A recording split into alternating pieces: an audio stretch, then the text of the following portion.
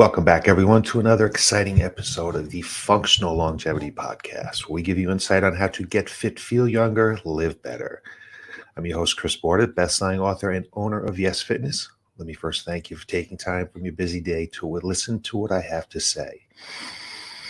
And before I go any further, let me also thank our sponsor, Y.E.S Fitness. Most people lose the ability to enjoy life as they age. At Y.E.S Fitness, we help people age 40 plus get fit so they can live longer and enjoy those extra years doing the things they love to do. Some quick housekeeping here. If you'd like to get a timestamp or a transcript of today's broadcast, head on over to YesFitnessCT.com. Across the top, you'll see a drop down for podcasts. Click on that, and it'll give you access to any one of our 339 episodes. You can also get this broadcast wherever podcasts can be found. Boost your longevity with particular supplements. On a Functional Longevity Podcast, I've shared the importance of finding reliable supplements to support healthy aging.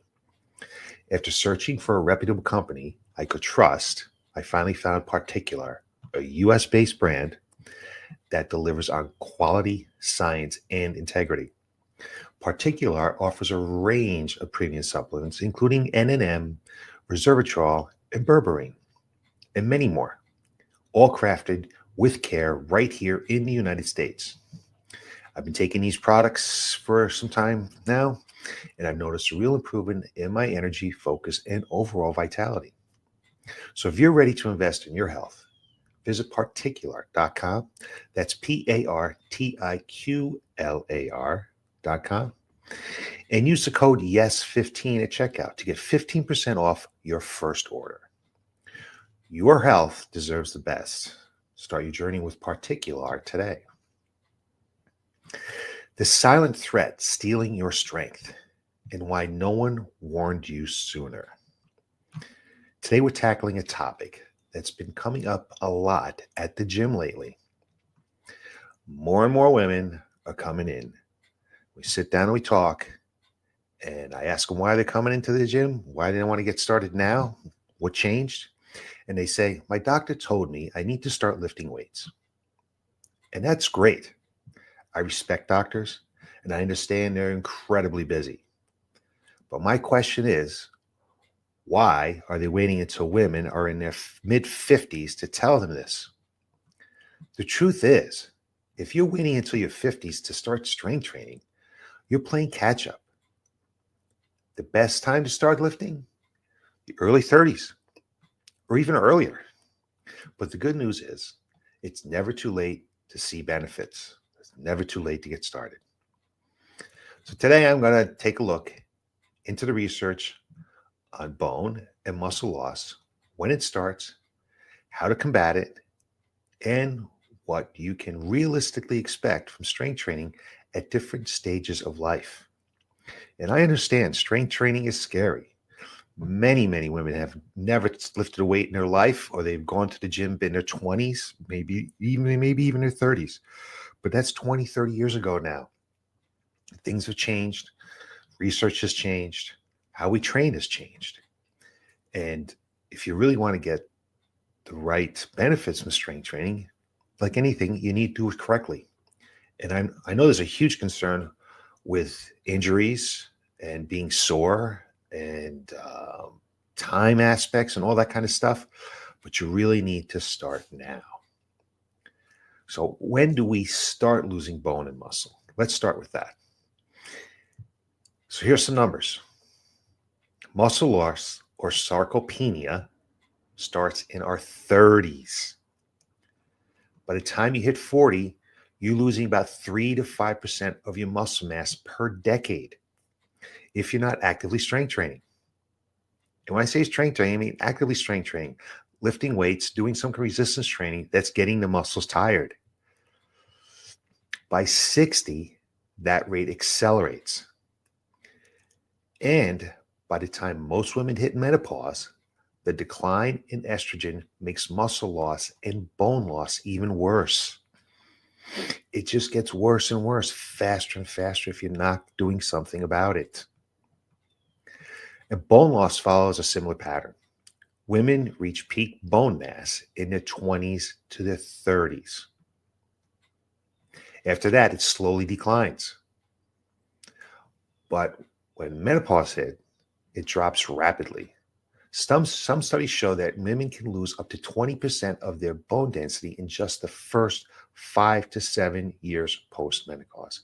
20%. Here's the kicker. If you've developed osteopenia, the precursor to osteoporosis, you can stop and even reverse with strength training, proper strength training, power training, and proper nutrition. But if you cross the line into osteoporosis, there's no going back. You can slow the decline, but you can't rebuild the lost bone the same way you can rebuild lost muscle. So let's take a look at some of the research here, because everything we talk about here is always based on research. We don't just make this stuff up. We're not going on Instagram looking for stuff. How are we talking about this? It's all about research. So let's take a look at some science. A study published in the Journal of Bone and Mineral Research found that resistance training significantly improves bone density in postmenopausal women. The Lift More trial, one of the most well-known studies, did a study on this topic. It showed that just 2 sessions per week of heavy resistance training increased bone mineral density in women with osteopenia and osteoporosis. I've talked about osteoporosis and osteopenia many times on this broadcast, and your strength training needs to be performed in a certain way to get the results you're looking for. And you need to have some impact. You need to do some power training to make the muscles change. To make the bone change. And what you don't realize is if you do something, the body is extremely intelligent and it adapts to what you're doing. So if you're not manipulating the program in a specific way, you're not going to get results after a while. Your body just gets bored and it's no longer laying down the bone that you think that you're laying down. So there are certain things that need to be done in an exercise program, in a strength training program, to address osteopenia and osteoporosis. You can check out one of my previous podcasts that I talk about this. I don't know which one off the top of my head, but we've talked about it a few times now. Now let's take a look at the muscle side. So research from the Journal of Gerontology found that even people in their 70s and 80s can build significant muscle with proper resistance training. The body is incredibly adaptable, no matter how old you are. So you can get started at any age and regain some muscle. But here's what I try to tell my clients. You will never regain 100% of what you've lost. That's why it's crucial. It's just critical to start early. The sooner you begin strength training, the more muscle and bone you'll preserve for the long haul. So we're only talking about twice a week for an hour each time at most if the program is written specifically to you and correctly. You can etch out 2 hours a week.